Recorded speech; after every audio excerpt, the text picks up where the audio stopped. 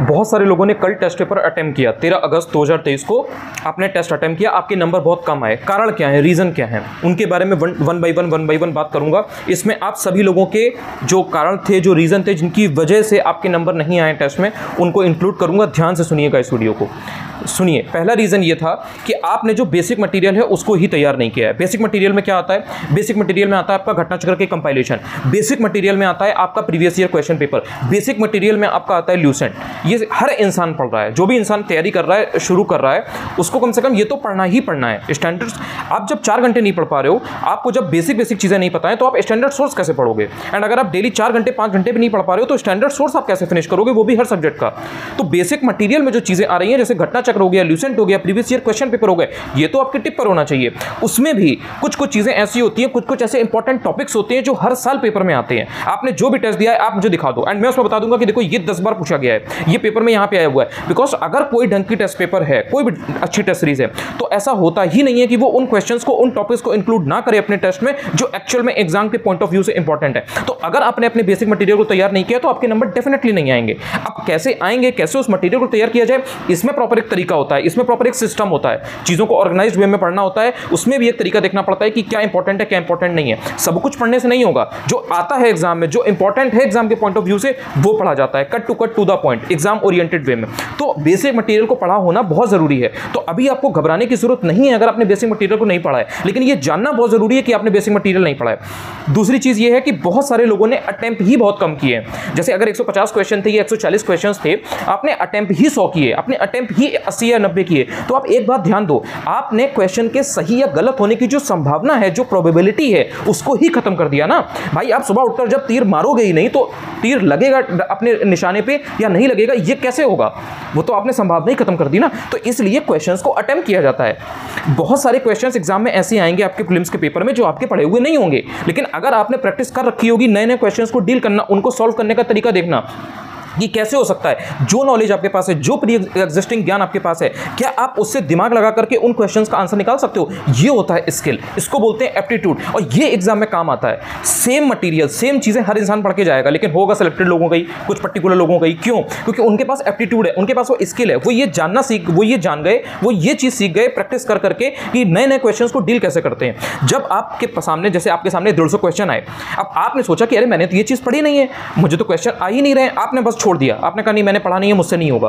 But वहीं पे एक इंसान जिसको नहीं आता था, उसने कहा कोई बात नहीं, ट्राई करते हैं, और आपने सारे क्वेश्चंस को अटेम्प्ट किया। ठीक है, गलत किया, ज्यादा से ज्यादा क्या होगा, गलत होंगे क्वेश्चंस, ठीक है, आपको पता तो लगेगा ना कि मैंने 150 अटेम्प्ट किए, ज्यादा से ज्यादा क्या होगा, 150 के 150 गलत हो जाएंगे, 150 में से 130 गलत हो जाएंगे, केवल आपके बीसी से ही होंगे, यही तो होगा ना। इससे ज्यादा बुरा तो कुछ नहीं हो सकता। इतना बुद्धू तो कोई नहीं होगा जिसके 150 में से 130 गलत हुए हों और केवल बीसी से ही हुए हों, ऐसा कोई नहीं होगा। लेकिन आपको पता जरूर चल जाएगा कि मेरे 130 गलत हुए, तो कम से कम आप जान जाओगे कि आपकी तैयारी का स्तर क्या है, आप किस डायरेक्शन में हो। अभी तक आप जो बुकलिस्ट फॉलो कर रहे थे, जो सोर्स आप फॉलो कर रहे थे, जो वीडियोस आप जिस चैनल के देख रहे थे, या जिनको आप अपना मान रहे थे कि ये मेरे मेंटर है, ये मेरे गुरु हैं, ये जो चीजें बता रहे हैं ये मुझे प्रीलिम्स पास करवा देंगी, इनका मैंने पेड मटेरियल ले लिया तो अब मेरा सिलेक्शन गारंटीड है, मैंने इनकी पीडीएफ ले लिया तो अब तो मैं सचिवालय में बैठ के चाय पीऊंगा, ये जो सपने आपने बुन रखे थे, क्या आपको रियलिटी चेक नहीं मिला?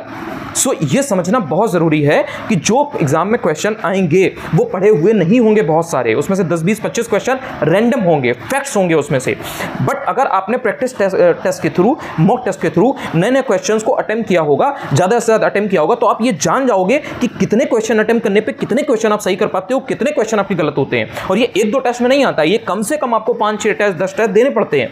इसीलिए ये टेस्ट आपको कल दिलवाया गया है। ये टेस्ट आपको इसीलिए एग्जाम के 20 दिन पहले, 25 दिन पहले नहीं दिलवाया गया, बिकॉज जो कमियां आपने कल अपनी जानी है उनको आप सुधारोगे भी, तो उन पर आप काम भी तो करोगे। सो इसलिए जिन भी लोगों ने अटेम्प्ट कम किया है, फर्क नहीं पड़ता कि आपने पढ़ा या नहीं, उनको अटेम्प्ट करिए, जो ज्ञान आपके पास है उससे अटेम्प्ट करिए। गलत हो जाएगा कोई बात नहीं, उसमें देखो कि गलत क्यों हुआ। 2 ऑप्शन हटा ले रहे थे क्या, एक ऑप्शन आप हटा ले रहे थे क्या, उसमें से एलिमिनेट करके, क्या आपने अगर 10 क्वेश्चन आपने गेस किया, जस्ट आपने ऐसे ही तुक्का मारा, ठीक है, क्या उन 10 क्वेश्चन में से आपके 5 गलत हुए और 5 सही हुए, तब भी आप नेट पॉजिटिव आए ना, तब भी आपको कुछ फायदा हुआ। सो ये चीज एनालाइज करना बहुत जरूरी है। मैंने देखा कल लोगों के जितने भी कमेंट्स आपने मुझे शेयर किए थे, ऑलमोस्ट मेजॉरिटी की जो प्रॉब्लम थी वो ये थी कि उन्होंने क्वेश्चंस को ही कम किया था, और जिनके भी अच्छे नंबर आ रहे थे आप उनके अटेम्प्ट देख लो, कमेंट्स में पड़े हुए हैं, आप उनके अटेम्प्ट देखो, उन्होंने बता रखा है 130 अटेम्प्ट किए तो उसमें 100 सही है, 30 गलत है। अच्छा रेशियो है ये। अभी 4 महीने एग्जाम के मिनिमम है आपके पास, दिसंबर के पहले किसी कीमत पे एग्जाम नहीं होगा, आपके पास 4 महीने हैं, 4 महीने में तो मैं आपको तैयार करा दूंगा चीजें। आप 1 महीने के बाद ही अपना रिजल्ट खुद देख पाओगे कि देखो मेरे 13 अगस्त को ये आया था और 1 महीने बाद मैं यहां पर हूं। सो ये कुछ बेसिक चीजें हैं। कुछ लोगों ने प्रीवियस ईयर क्वेश्चन पेपर को अटेम्प्ट किया था, ऑब्वियसली उनके पास टेस्ट पेपर नहीं थे तो उन्होंने प्रीवियस ईयर क्वेश्चन पेपर को अटेम्प्ट किया था। मैं उनसे ये एक चीज रिक्वेस्ट करूंगा, मैं रिक्वेस्ट कर रहा हूं यहां पे आपसे, आपके भले की बात है बट रिक्वेस्ट कर रहा हूं मैं आपसे, जिसके भी पीवाईक्यू में नंबर नहीं आ रहे हैं, अगर पीवाईक्यू आप अटेम्प्ट कर रहे हो 140 से 150 क्वेश्चन, उसमें अगर आपके 100 से कम सही हो रहे हैं, इसका मतलब आपको सबसे पहले सब कुछ छोड़ छाड़ करके इधर उधर ये मटीरियल वो मटीरियल, ये पीडीएफ, ये वीडियोस, ये सब छोड़ छाड़ करके सबसे पहले 1 हफ्ते के अंदर सारे पीवाईक्यू को तैयार करिए। आरओ के प्रीलिम्स मेंस के एंड यूपी पीसीएस के 5 साल के एटलीस्ट, कम से कम 2019 20 21 22 23 5 साल के यूपी पीसीएस के पेपर एंड आरओ के प्रीलिम्स मेंस जब हुए हैं, 2017 में हुआ, 21 में हुआ, 2016 का री एग्जाम हुआ था, 2016 में एक प्री का एग्जाम हुआ था, ये सारे क्वेश्चन पेपर आपको पता होने चाहिए कि कौन से उसमें क्वेश्चन आए थे, उसका आंसर क्या है, एंड उसमें जो मेन ऑप्शन है उनके बारे में थोड़ा थोड़ा पता होना चाहिए। जैसे राजा राममोहन रॉय है तो राजा राममोहन रॉय की कौन सा उनका मोस्ट पॉपुलर पब्लिकेशन है, संवाद कौमुदी किसका है, लीडर किसका है, अभ्युदय किसका है, हिंद स्वराज किसका है, यंग इंडिया किसका है, इस तरीके की बेसिक चीजें आपको पता होना चाहिए। अगर पूछ लिया जाए कि बाल गंगाधर तिलक का जो केसरी है वो किस साल पब्लिश हुआ था, किस साल वो उसका जो ईयर था वो क्या था, तो उसमें कंफ्यूजन नहीं होना चाहिए कि वो क्या था, 1873 था या 1883 था, ये डाउट नहीं होना चाहिए। तो इतनी बेसिक चीज आपको आनी चाहिए, सबसे पहले पीवाईक्यू को तैयार करिए। उसके बाद में बहुत सारे लोगों के नंबर इसलिए भी कम आए हैं कि उनको ये अभी तरीका नहीं मालूम है, ये स्ट्रेटजी नहीं मालूम है, उन्होंने अभी तक ये फिक्स नहीं किया है कि किसी सब्जेक्ट को तैयार करने की स्ट्रेटजी क्या है, किसी सब्जेक्ट को अप्रोच कैसे किया जाए, हिस्ट्री को कैसे अप्रोच करना है, ज्योग्राफी को कैसे अप्रोच करना है, एनवायरमेंट को कैसे अप्रोच करना है, पॉलिटी में कैसे क्वेश्चंस को टारगेट करना है। आपको सही अप्रोच, राइट अप्रोच ही नहीं पता है कि उस सब्जेक्ट को पर्टिकुलरली पढ़ना कैसे है, इंपॉर्टेंट क्या है, अनइंपॉर्टेंट क्या है, आपको अभी यही नहीं मालूम है। जब आपको ये नहीं मालूम है तो आप सब कुछ पढ़ते हो, और जो क्वेश्चन डायरेक्टली एग्जाम में आएंगे ही आएंगे, जिनका पता है कि ये हर साल आते हैं, इन्हीं से रिपीट होकर के डायरेक्टली या इनडायरेक्टली चीजें आती हैं, ऑप्शंस में कहीं ना कहीं आपको वो चीज मिलेगी, एंड आप वो पढ़ के नहीं जा रहे हो और आप बाकी की सारी चीजें पढ़ रहे हो। आपने सारी चीजों को एक बार गो थ्रू किया है, आपने स्कैन किया है, बट जो मेन चीज है, जो सबसे पहले आपको पता होनी चाहिए, वो आपको नहीं पता। फॉर एग्जाम्पल, पॉलिटी में fundamental rights, fundamental duties, panchayat के ऊपर क्वेश्चन, अमेंडमेंट के ऊपर क्वेश्चन हर साल आता है। यूपी पीसीएस का पेपर उठा के देख लो, चाहे आरओ का पेपर उठा के देख लो, आपको शेड्यूल से रिलेटेड क्वेश्चन मिलेगा, आपको आर्टिकल से रिलेटेड क्वेश्चन मिलेगा, आपको जो संविधान के कॉन्स्टिट्यूशन के पार्ट्स होते हैं उनसे रिलेटेड क्वेश्चन मिलेगा, आपको जो केस होते हैं उसमें जो वाद थे, जैसे कि केशवानंद भारती केस है, गोलकनाथ केस है, या जो सज्जन सिंह वाला जो केस है, या जो मिनर्वा मिल्स वाला केस है, ये सब केस हर साल आते हैं। इनमें से कोई ना कोई आपसे चीज हमेशा पूछेगा, आपसे कमिटीज के बारे में पूछता है ना, ये सारी चीजें ही रिपीट होकर हर साल आ रही हैं। UP PCS, RO, PCSJ, staff nurse, assistant engineer, कोई भी एग्जाम उठा के देख लो, पीवाईक्यू में चेक कर लो, क्रॉस चेक कर लो, अगर ऐसा ना हो तो मुझे बताना। उसके बाद भी अगर वो क्वेश्चन टेस्ट पेपर में आता है एंड आप गलत करते हो तो गलती किसकी है, गलती आपकी है या नहीं है। सो ये चीज को पकड़ना बहुत जरूरी है कि किसी सब्जेक्ट को अप्रोच करने का, तैयार करने का तरीका क्या होगा। मैं जो वीडियोस बनाता हूं उसमें मैं आपको मेथड बताता हूं कि देखो ये सब्जेक्ट को इस तरह से पहले तैयार करो। अगर एंशिएंट हिस्ट्री है, मिडिवल हिस्ट्री है, तो उसमें इंडस वैली सिविलाइजेशन से हर साल एक क्वेश्चन आ रहा है, स्टोन एज से नहीं आ रहा है, लेकिन इंडस वैली से हर साल आ रहा है। एक जो मिडिवल हिस्ट्री है आपकी, सल्तनत पीरियड है, मुगल पीरियड है, वहां पर एक किताब पूछी जाती है, एक कोई रचना होगी वो जरूर पूछी जाएगी। कभी आपसे फवायदुल फवाद पूछ लेगा, कभी आपसे कोई और पूछ लेगा। जैसे इस बार भी अगर यूपी पीसीएस का 2023 का पेपर उठाओगे तो आप देखोगे कि उसमें 4 किताबें दी गई थी, उनको मैच द फॉलोइंग करना था। आया था कि नहीं आया था, हवा में तो नहीं बात कर रहा ना, it make sense to you, आप चेक करोगे आपको मिलेगा। हर बार एक क्वेश्चन आ रहा है, फिर भी आप वो किताबें पढ़ के नहीं जा रहे हो। हर साल 2 क्वेश्चन या 1 क्वेश्चन गारंटीड है कि इंपॉर्टेंट डेज के ऊपर आता है। आप पेपर उठाओ, चेक कर लो, आरओ का पेपर उठाओ, यूपी पीसीएस का पेपर उठाओ, पिछले 3 साल का आपको मिल जाएगा कि कभी आपसे वेटलैंड का डे पूछ रहा है, कभी आपसे जो वर्ल्ड एनवायरनमेंट डे है कभी वो पूछ रहा है, कभी आपसे टीबी की थीम पूछ रहा है, कभी आपसे पॉवर्टी का इरेडिकेशन का जो डे है उसको कब कॉमेमोरेट करते हैं, कभी उसके बारे में पूछ रहा है। इंपॉर्टेंट डे ही तो पूछ रहा है ना। कभी आपसे बिमल जलान की एक किताब पूछता है, 4 ऑप्शन देगा, एक में रघुराम राजन होगा, एक में बिमल जलान होगा, एक में रंगराजन होगा, एक कोई और गवर्नर होगा, उर्जित पटेल दे देगा, कुछ भी दे देगा गवर्नर में, आरबीआई गवर्नर देना है, लेकिन उसमें जो मेन पूछेगा वो बिमल जलान की किताब भी पूछेगा। यूपी पीसीएस में भी पूछी गई थी, इस बार भी पूछी गई थी, 2023 में, 22 में भी पूछी गई थी, 22 से 21 में, एंड आरओ 2021 जो है उसमें भी आप जाके देख लो। अभी पेपर ये मेरा वीडियो देखना, तुरंत मिला लेना कि मैं जो बोल रहा हूँ वो फैक्ट है या ऐसा ही है ना। ये चीज़ें गारंटीड आ रही हैं। सस्टेनेबल डेवलपमेंट के ऊपर मैं कितने समय से बता रहा हूँ कि उसके ऊपर क्वेश्चन आता है। पिछले साल भी एक क्वेश्चन आया था, इस बार भी डायरेक्ट क्वेश्चन आ गया। एक जो वो वाला क्वेश्चन था कि 2030 तक किस सस्टेनेबल गोल को अचीव नहीं करना है, तो उसमें था कि स्पेस रिसर्च जो है इस अंतरिक्ष में जो अनुसंधान है ये हमें 2030 तक अचीव नहीं करना है। ये क्वेश्चन 2022 की यूपी पीसीएस प्रीलिम्स में आया था, ठीक है। एग्जैक्टली क्वेश्चन 2023 में आया है कि नहीं, जाकर के चेक कर लो। फैक्ट पे बात कर रहा हूं ना, सच्चाई है ये, इसको काट नहीं सकता कोई यूट्यूबर, कोई कोचिंग वाला, कोई भी व्यक्ति, आप या कोई भी इंसान, क्या इस चीज को काट सकते हो? मैं नहीं कह रहा ये, इट्स जस्ट कि ये पेपर बोल रहा है, ये पेपर आपसे रिक्वेस्ट कर रहा है, ये यूपी पीएससी आयोग आपको हिंट दे रहा है कि ये हैं टॉपिक्स, ये हैं चीजें जो आपको पढ़नी है। आप क्या कर रहे हो, आपने पीडीएफ खोल ली, आपने ये सोच लिया कि इधर कहीं से पेड मटेरियल मिल जाए, उसका मटेरियल मिल जाए, इसका मटेरियल मिल जाए, वहां से पढ़ूंगा तो गारंटीड सिलेक्शन। क्यों वाई? क्योंकि उन्होंने कहा था कि 100% गारंटी है। जो पेपर आयोग दे रहा है वो गारंटी नहीं है, लेकिन अगर कोई थर्ड पर्सन आपको क्लेम कर रहा है कि ये 100% गारंटी है तो वो गारंटी हो गई। सो आपको ये बेसिक चीजें समझनी पड़ेंगी। जिस दिन आप ये जान जाओगे कि क्या इंपॉर्टेंट है क्या इंपॉर्टेंट नहीं है, उस दिन आप इंपॉर्टेंट चीज को यहां रखोगे और जो अनइंपॉर्टेंट चीज होगी उसको आप डस्टबिन में फेंक दोगे। उससे क्या होगा कि आप रिवीजन आपका अच्छा हो जाएगा, आप चीजों को याद ज्यादा रख पाओगे, बिकॉज आपका काम कम हो जाएगा, आपके ऊपर बर्डन नहीं रहेगा। आपके सामने 4 टॉपिक रहेंगे, 40 नहीं रहेंगे। उन 4 टॉपिक को रिवाइज करना is more easy in comparison to those 40 topics. ये चीज आपको समझनी पड़ेगी। और जो बेसिक मटेरियल वो आपके पास होना ही होना चाहिए।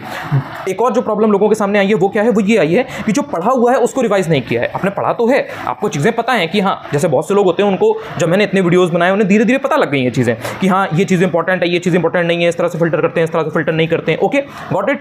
अब उन्होंने उस चीज़ को हल्का फुल्का पढ़ा, एक बार 2 बार पढ़ लिया, बट वो फैक्चुअल नॉलेज थी, उसमें फैक्ट्स थे, उनको रटना था कहीं कहीं पर कुछ चीज़ों को समझना पड़ता है। आपने वो नहीं किया, आपने 1-2 बार पढ़ा, आप उस चीज़ से फेमिलियर हो गए, आपको वो आई नहीं है, आपके दिमाग में नहीं गई है। इट्स जस्ट कि आप उस चीज़ के साथ फेमिलियर हो गए हो, आपको पता है कि हाँ ये है, बट आपने उसको रिवाइज नहीं किया, मल्टीपल टाइम्स रिवाइज नहीं किया।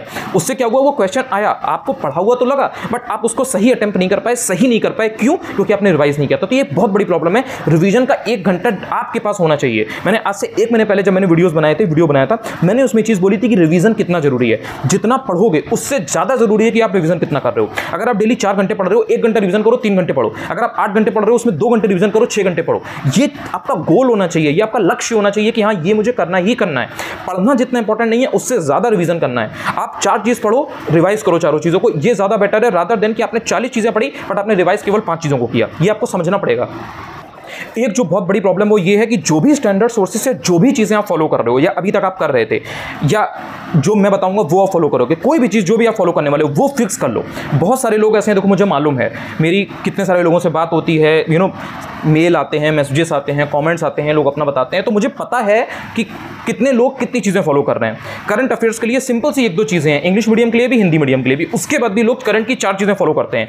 कोई जीएस वर्ल्ड का करेगा, कोई ध्येय का करेगा, देन कोई क्रॉनिकल करेगा, कोई घटनासार करेगा, कोई घटना चक्र करेगा, कोई कहेगा हम वहाँ से कर लेंगे, कोई कहेगा हम वहाँ से कर लेंगे। ये 10 चीज़ें नहीं करनी है, ये फेल होने की गारंटी मिल रही है आपको। सिंपल सी 1 या 2 चीज़ें पकड़ो, उन्हीं को रट्टा मारना है। It is as simple as that. इससे ज़्यादा तीसरी चीज़ कोई घुमा फिरा के नहीं है। और करना किसका है फॉलो, किसी का भी कर लो। बहुत से लोग पूछते हैं हम उनका करें या ना करें, इनका करें या ना करें। अरे सब अच्छा है मेरे भाई, 100% चीज़ों में से 80% चीज़ें सबकी सेम है। करंट अफेयर्स कोई नया अपने पास से नहीं बना रहा है, सब मोर और लेस कॉपी पेस्ट होता है इधर उधर का। किसी ने कोई चीज़ बहुत ज़्यादा अच्छे से स्ट्रक्चर्ड वे में दे दी, ऑर्गेनाइज्ड वे में दे दी, किसी ने कोई चीज़ थोड़ा सा कम दी है। 2 को पढ़ लो, सारी चीज़ें कंप्लीट हो जाती है। इस चीज़ के पीछे भागना ही नहीं है कि कौन सी मोटी है कौन सी पतली है, किसमें ब्लू कवर लगा है किसमें येलो कवर लगा है, किसके नाम की है वो। ये सब चीज़ें इररिस्पेक्टिव है, मतलब कोई मतलब नहीं है इन सब चीज़ों का। ये चीज़ आपको समझनी पड़ेगी। तो जो भी आपका सोर्स है, जो भी बुक लिस्ट आप फॉलो कर रहे हो, जो भी टेस्ट आपको देने हैं, जो भी चीज़ें आपके पास हैं, आप जिनसे पढ़ाई करते हो, उनको फिक्स कर लो। फिक्स कर लोगे तो आपको पता रहेगा कि मेरे पास ये चीज़ है, ये चीज़ है, इनको मुझे पढ़ना है, इनको मुझे रिवाइज करना है। अब आपके पास ये भी होगा, ये भी होगा, ये भी होगा, इसके पीछे 4 चीज़ होंगी। फिर आप वीडियोस भी देखोगे, वीडियोस में भी आप 10 लोग की वीडियोस देखोगे। एक की स्ट्रेटजी आपने हिस्ट्री की देखी, देन आपने एक की हिस्ट्री की दूसरी देख ली। एक ने कहा 8 घंटे पढ़ो, एक ने कहा 1 ही घंटे में हम तुम्हें बता देंगे। मैंने कहा आपसे पर्यायवाची पढ़ो, रोज 5 पढ़ो, रोज 10 पढ़ो। एक कोई आया, उसने बोला कि मैं 20 पर्यायवाची आपको बता रहा हूँ, 20 में से 25 आ जाएंगे। तो जब आप इस तरीके की चीज़ें करोगे तो आपका कभी नहीं होगा। मैं नहीं कह रहा मुझे फॉलो करो, मैं बिल्कुल भी नहीं कह रहा। जो जहां से आप पढ़ रहे हो, जहां से आपको फायदा हो, ये आप इतना बुद्धि विवेक तो आपके पास है कि आप अपना अच्छा बुरा समझ पाओ। तो आपकी जो चीज़ प्रिपरेशन में वैल्यू ऐड कर रही है, जिस चीज़ को आप इंप्लीमेंट कर पा रहे हो अपनी डेली लाइफ में, अपनी प्रिपरेशन में, उसको फॉलो करो और उसको बार बार करो। तो उससे क्या होगा, जब रिवीजन अच्छा होगा ना तो कमांड आएगी, कॉन्फिडेंस आएगा, आप चीज़ों को बेटर वे में कनेक्ट कर पाओगे। ये नहीं लगेगा कि अरे मैं भूल रही हूँ, क्योंकि आपने उसको रिवाइज किया होगा मल्टीपल टाइम्स। जो भी मटेरियल आपके पास है उसको आपको रिलीजियसली फिर फॉलो करना है, जो भी आप चीज़ कर रहे हो। ये नहीं कि आज आपने ये किया। ये एक बहुत बड़ी प्रॉब्लम है कि लोग भटक रहे हैं अभी भी। अगर आपने अब अपनी बुक लिस्ट को, अपने सोर्सेज को फिक्स नहीं किया है तो आप कभी नहीं कर पाओगे एंड आप बहुत पीछे हो जाओगे। तो ये चीज़ आपको समझनी पड़ेगी यहीं से। एक इंपॉर्टेंट चीज़ और ये है, आपको समझना पड़ेगा कि जो भी लोग अपनी पढ़ाई को समय नहीं दे पा रहे हैं, टाइम ही नहीं दे पा रहे हैं, डेली अगर आप 1 घंटे 1.5 घंटे 2 घंटे पढ़ रहे हो, देखो टू बी ऑनेस्ट नहीं हो पाएगा, बिकॉज कॉम्पिटिशन ह्यूज है। देखो कॉम्पिटिशन देखा जाए तो बहुत ज़्यादा मायने नहीं रखता है, बिकॉज आपको अपने साथ चैलेंज करना है, डेली के डेली आपको ग्रोथ करनी है, इंप्रूव करना है। बट जो एक नॉर्मल लेवल पे जितने लोग जो चीज़ पढ़ के जा रहे हैं, अगर आप वो पढ़ के नहीं जा रहे हो, जैसे सपोज कि आपके हॉल में 20 लोग बैठे हुए हैं, अब कोई क्वेश्चन आया वो बहुत बेसिक है, बेसिक मतलब वो घटना चक्र में इजीली अवेलेबल है, अब वो 20 में से 19 लोगों ने पढ़ा है बट आपने नहीं पढ़ा है, तो आपने अगर वो क्वेश्चन गलत किया तो उन 19 लोगों से आप डायरेक्टली पीछे हो गए। ये इतनी बात तो समझ में आ रही है ना। तो अब आप उनसे आगे कैसे निकलोगे? आप उनसे आगे तब निकलोगे जब वो 19 लोग कोई क्वेश्चन गलत करें और आप वो सही करो, और जो आप सही कर रहे हो वो तो वो गलत करें ही करें, तो मतलब आप उनसे आगे आओगे। बेसिकली आपको देखो रिलेटिव एग्जाम है, कट ऑफ कैसे डिसाइड होती है, बहुत सारे फैक्टर्स होते हैं ना, उसमें से एक फैक्टर ये भी होता है कि रिलेटिव एग्जाम है ये।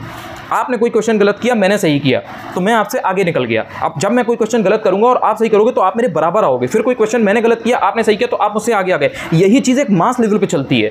3-4 लाख जो भी लोग एग्जाम देते हैं उसमें ये चीज़ लगती है। तो आपको ये ध्यान देना है कि आपको जो बेसिक क्वेश्चन हैं, जो ईजी क्वेश्चन हैं, जो आपके मटीरियल में सबसे पहले मिल रहे हैं, जो हर साल क्वेश्चन रिपीट हो रहे हैं, जो प्रीवियस ईयर क्वेश्चन पेपर से 2 से 3 क्वेश्चन रिपीट हो रहे हैं, वो मेरे गलत ना हो, क्योंकि वो हर इंसान सही कर रहा है। और जो टफ क्वेश्चन है उसको आप कैसे सही कर सकते हो, उसमें दिमाग लगाओ कि क्या ऐसा तरीका है जिसके थ्रू मैं, चाहे तुक्का लगाओ, चाहे इंटेलिजेंट गैस हो, चाहे आपने लॉजिकल ऐसे ही आपने ब्लाइंडली केवल किया था लेकिन आपका सही हो गया, या फिर आपने उसको अटेम्प्ट नहीं किया, कुछ भी करके आपको लोगों के कंपैरिजन में ऊपर आना है। तो आपको ये चीज़ समझनी पड़ेगी कि उसके लिए आपको टाइम देना पड़ेगा। अगर आप सिर्फ और सिर्फ 1 घंटे 2 घंटे 3 घंटे पढ़ोगे तो नहीं होगा। यहाँ से आपको टाइम स्ट्रेच करना पड़ेगा, अपना पुश करना पड़ेगा खुद को। रात में सोने के पहले आपको थकान हो रही है, आपको लग रहा है कि नहीं अब नहीं हो पाएगा, बहुत सारी जिम्मेदारियाँ हैं, रिस्पॉन्सिबिलिटीज़ हैं, एंड मैं नहीं कर पा रहा हूँ, मैं नहीं कर पा रही हूँ, खुद को पुश करना पड़ेगा, because there are people who are pushing themselves. It is as simple as that. मेरे पास मैसेजेस आते हैं, मेल आते हैं, लोग पूरा मुझे शेयर करते हैं मेरे साथ। मैं आपको बता सकता हूँ, मैं हर चीज़ आपको पब्लिकली शो नहीं कर सकता, बिकॉज प्राइवेसी की चीज़ होती है ये सब, मैं कदर करता हूँ उस चीज़ की, बट मुझे पता है कि वो कितना मेहनत कर रहे हैं, इसलिए मैं आपको इस चीज़ के लिए अवेयर कर रहा हूँ। मेहनत करिए। यहाँ से आपके पास अगर 5 घंटे किसी तरह से निकल जाए तो निकालिए। 5 घंटे से कम में बहुत प्रॉब्लमेटिक होगा आपके लिए। 5 घंटे यहाँ से पढ़ना ज़रूरी है। देखो चीज़ें इतनी ज़्यादा है ना, फैक्ट्स इतने ज़्यादा हैं कि आपको रिवाइज करना पड़ेगा। बिना उनको करे आपको यही लगेगा कि अरे मेरा हो नहीं रहा है। तो उतना बेयर मिनिमम जो टाइम है, उतनी जो एनर्जी है वो आपको लगानी पड़ेगी। सो 5 घंटे बेयर मिनिमम है। 5 घंटे के अगर 4.5 घंटे भी आपके पास है ना, और आप डेडिकेशन के साथ दे रहे हो, लाइक आपका अटेंशन फुल है, फोकस आपका फुल है, जब आप पढ़ रहे हो तो आपके सामने ये जो डिवाइस है ना, ये नहीं होनी चाहिए। आप पढ़ो तो सिर्फ पढ़ो, इसको रख दो पीछे, फेंक दो इसको ऐसे, कोई मतलब नहीं उस टाइम पे। और जो भी आपके आसपास के लोग हैं उनको बोल दो कि नहीं भाई मैं अभी पढ़ रहा हूँ, मैं अभी पढ़ रही हूँ, मुझे इतनी देर डिस्टर्ब मत करना। इमरजेंसी है तो वो एक अलग केस है, लेकिन वैसे ये नहीं कि आपने 2 लाइन पढ़ी फिर आपने एक व्हाट्सएप पे मैसेज भेजा, 2 लाइन पढ़ी फिर आपने यूट्यूब पे एक रील देख ली, इंस्टाग्राम पे देन आपने एक शॉर्ट देख लिया यूट्यूब पर कि किसने क्या डाला हुआ है। ये सब चीज़ों से बचो। जब पढ़ो तो सिर्फ पढ़ो और डिसाइड कर लो कि प्रायोरिटी क्या है, क्या चीज़ें करने वाले हो। अगर ये सब नहीं करोगे ना तो आपका टाइम कहाँ जा रहा है आपको पता ही नहीं लगेगा। और टाइम निकालो, मतलब क्या है इसका, जैसे अभी रक्षाबंधन आएगा या कोई और फेस्टिवल आएगा, कोई भी चीज़ आपकी आएगी, तो वहाँ पर ये ट्राई करो कि जो मुझे डेली टाइम मिल रहा है 4.5-5 घंटे, वो तो मैं दूँ ही दूँ। इसके अलावा 1 से 2 घंटा 3 घंटा जिस किसी को भी, जैसे कोई वर्किंग है, अब उसको ऑलरेडी जॉब में इतना टाइम नहीं मिलता है, तो वो 4-4.5 घंटे 5 घंटे ऑन अ डेली बेसिस निकाले, देन उसमें अच्छे से पढ़े। उससे वो रेस में बना रहेगा, कंपटीशन में बना रहेगा, वो बाहर नहीं होगा रेस से। ठीक है, जब छुट्टी मिले, मौका लगे, जब भी आप कभी ऑफिस से छुट्टी ले पाओ, जब भी आपको लगे, तो 1-2 घंटा 3 घंटा पुश करो खुद को। ये जो 1-2 घंटा 3 घंटा आप एक्स्ट्रा लगाओगे ना, यही आपको भीड़ से ऊपर करेगा, आपके कॉम्पिटिटर से ऊपर ले जाएगा। ये जो एक्स्ट्रा एनर्जी आप लगाओगे, और बिना इस एक्स्ट्रा एनर्जी के लगाए चीज़ें खत्म नहीं होंगी, और जब खत्म नहीं होंगी तो आपके नंबर आना बंद हो जाएंगे, नंबर आना बंद हो जाएंगे तो आपको कॉन्फिडेंस नहीं आएगा। तो जैसे जैसे एग्जाम करीब आएगा तो आपको ये अपना बढ़ाना पड़ेगा। 1-2 दिन बीच में हो सके तो छुट्टी ले लिया करो, अगर ऑफिस में हो छुट्टी ले लिया करो। कहीं पर कोई ऐसी चीज़ें जहाँ पे जाना बहुत ज़रूरी नहीं है तो उसको थोड़ा सा स्किप कर दो, वहाँ पर कम जाओ, देख लो कोई और घर का सदस्य जा सकता है, कोई और मेंबर उसको डील कर सकता है तो उसको कर लेने दो, थोड़ा सा समय निकाल लो। देखो निकालना पड़ेगा, स्मार्ट तरीके लगाओ, जल्दी जल्दी रिवाइज करो। जब जैसे आपके सामने अगर पूरा कंपाइलेशन है हिस्ट्री का, या जैसे भी मैंने वर्ल्ड ज्योग्राफी का बताया, सो वर्ल्ड ज्योग्राफी का मैंने तरीका बताया ना कि उसमें इतने सारे चैप्टर से सारी चीज़ें, अब मैं उसमें टारगेट देने वाला हूँ, तो उसमें टारगेट में 3-4 चैप्टर जो छोटे छोटे हैं उनको निकालो और ये टारगेट बनाओ कि ये छोटे छोटे चैप्टर आज के आज सरिता मुझे करने हैं। रवि तुझे आज के आज ये 4 चैप्टर कंप्लीट करने हैं, इसके पहले तू खाना नहीं खाएगा। मतलब ये अंदर से होना चाहिए। ऑब्वियसली आप खाना खाओगे बट एक अंदर से होना चाहिए, एक अकाउंटेबिलिटी होनी चाहिए, एक रिस्पॉन्सिबिलिटी होनी चाहिए आपकी कि ये मुझे करना है। जब इस तरीके का कमिटमेंट, इस तरीके की डेडिकेशन, इस तरीके की निष्ठा, कर्तव्य भाव आपके मन में होगा तो आप पढ़ भी पाओगे, आपको याद भी होगा, आपका रिजल्ट भी आएगा। ऐसा हो नहीं सकता कि आपका रिजल्ट ना आए, लेकिन आपको ये चीज़ समझनी पड़ेगी। ये जो बेसिक है ये सब इसके बिना नहीं होता है।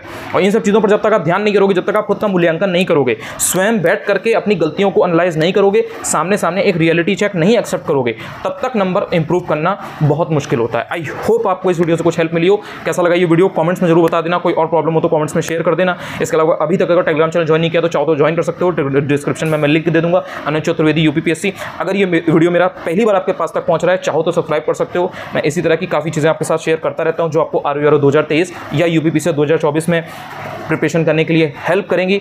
बाय बाय, टेक केयर, पढ़ते रहो। कोई भी चीज़ छूट जाए, कोई भी चीज़, पढ़ाई नहीं छूटनी चाहिए। ये ज्ञान एक ऐसी चीज़ है ना जो ये आपका साथ नहीं छोड़ेगी। अंधेरे में कहीं अगर बैठे होगे तो शायद तुम्हारा साथ छोड़ देगा, लेकिन ये जो ज्ञान यहाँ पर अपने दिमाग में लेके जाओगे ना, ये तुम्हारा साथ नहीं छोड़ेगा। सो कुछ भी छोड़ देना, लेकिन डेली पढ़ना मत छोड़ना। यही तुम्हें 6 महीने बाद, 4 महीने बाद जब तुम एग्जाम दोगे, हमारा रिजल्ट आएगा, तो तुम्हें दिखाएगा कि इस चीज़ की वजह से आज तुम यहाँ खड़े हुए हो, और वो चीज़ तब तुम्हें रियलाइज़ होगी कि इस चीज़ ने मुझे यहाँ उठाया है।